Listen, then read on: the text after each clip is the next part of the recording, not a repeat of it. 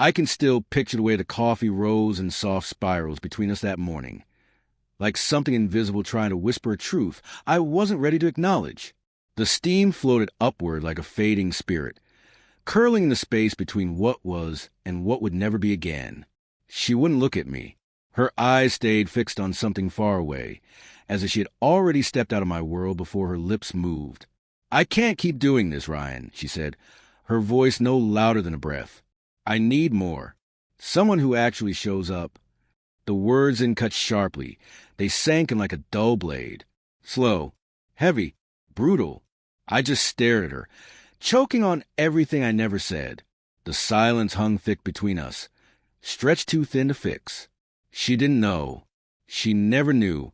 I hadn't told her about the consulting deal, about the $513,000 that landed in my account 3 months earlier.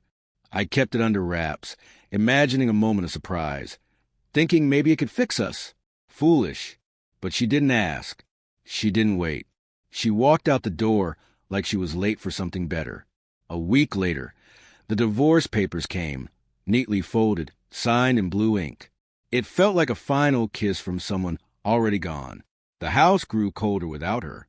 Her laughter, her scent, her warmth, all gone, like a dream that never really existed. They say truth reveals itself when everything falls apart. But that's not quite right. The truth had always been there. I just kept wiping the mirror, looking for a different reflection. 2 weeks after she left, I found out about Mark, my best friend, the guy who clinked glasses at our wedding, who stood beside me at my father's funeral. I wasn't looking for it, but I saw a photo, her hand in his, smiling, but not real, the kind of smile you rehearse. The caption read, "Second chances are the best ones." Second chances for who?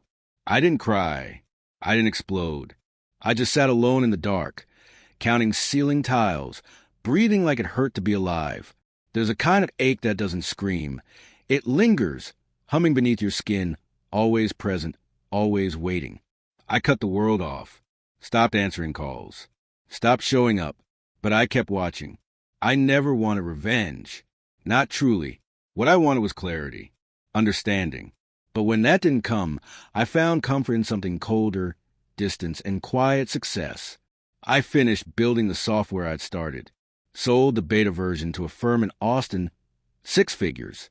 I watched the balance climb while she posted pictures of dinner dates with Mark at chain restaurants. My silence became my shield. My success a slow, contained flame behind walls she would never see into. Then, a year later, the phone rang. She was crying. Her voice trembled like something old and breakable.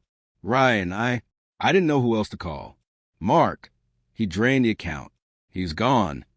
I didn't answer right away. I stood by the window in my loft, one we used to dream about owning together, and looked out at the skyline. "Please," she whispered, "can we talk?" I agreed, gave her a time, a place, a small cafe near the courthouse. Clean, bright, public.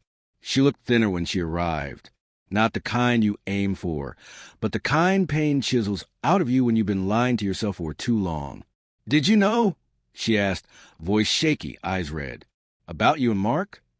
I replied, sipping my coffee. I figured it out when he couldn't look me in the eye anymore. Her lips parted like she wanted to deny it, but the guilt was already clawing at her edges. "He told me you were broke," she said quietly, "that you were holding me back." I nodded. He was wrong. I slid a small stack of papers across the table. Her divorce settlement, untouched. She hadn't seen a cent of the money I'd earned. I made sure of it. "That's what I made the month after you left." I told her. I didn't say anything back then, because I was building something worth sharing. "I thought you want to help build it, but you were too busy chasing shortcuts."